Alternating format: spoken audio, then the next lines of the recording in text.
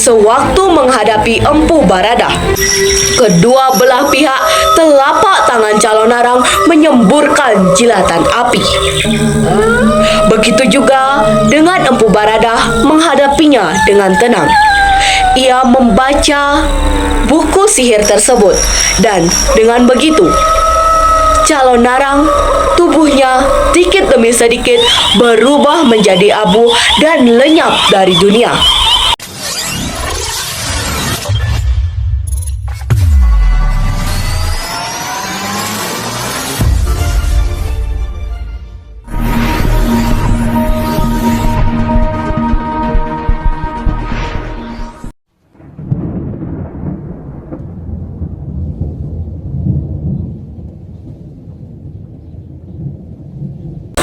Calon narang.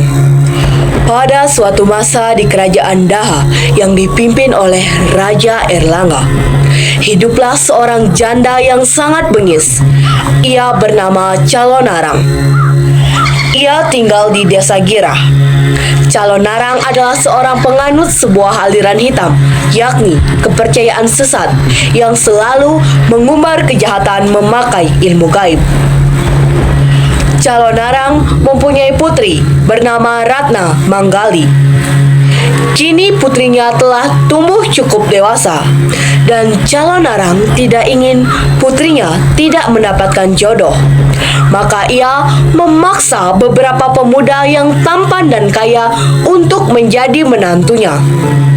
Tetapi karena sifatnya yang bengis, tidak ada yang suka dengan calon narang, sehingga tidak ada yang mau memperistri Ratna Manggali. Hal ini tentu membuat marah calon narang. Ia berniat untuk meresahkan warga desa. Kerahkan anak buahmu, carikan aku seorang gadis.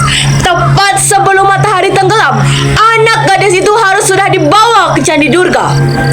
Perintah calon narang kepada Krakah, seorang anak buahnya.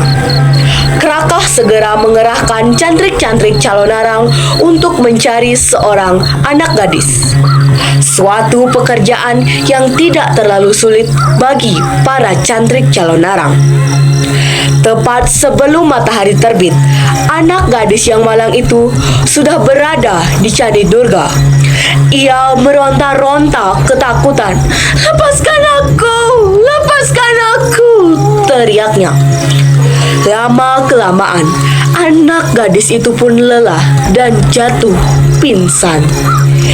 Ia kemudian dibaringkan di atas altar persembahan. Tepat tengah malam yang gelap gulita, calon narang mengorbankan anak gadis yang malang itu. Dipersembahkan ke Dewi Durga, Dewi Angkara Murka.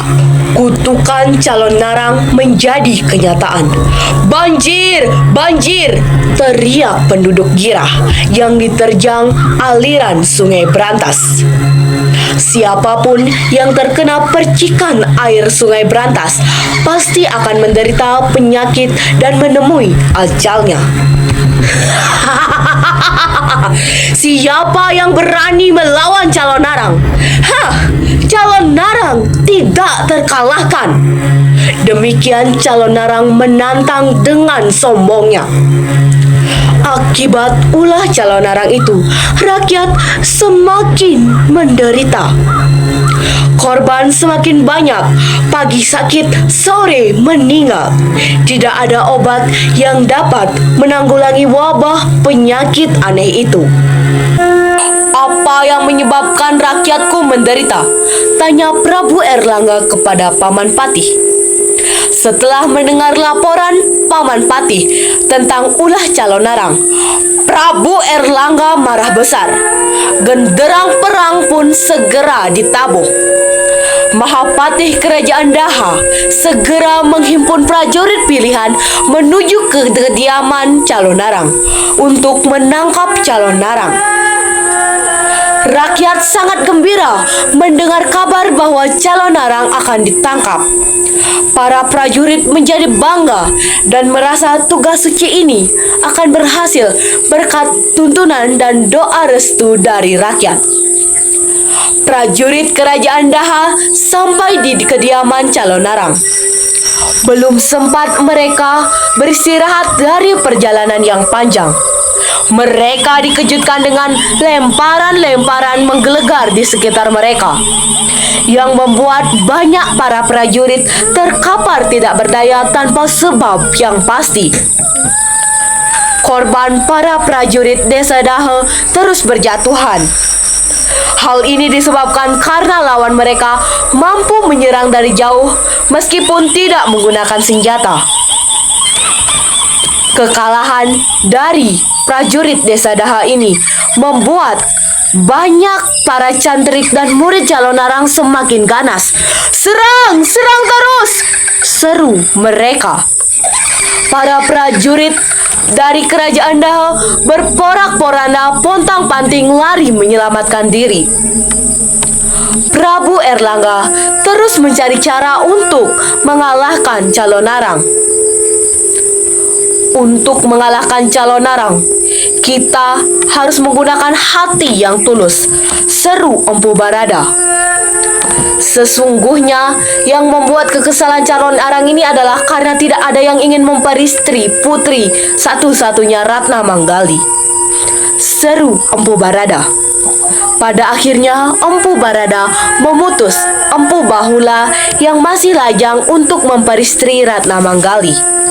Dijelaskan dengan memperistri Ratna Manggali, maka Empu Bahula mampu memperdalam ilmunya lagi.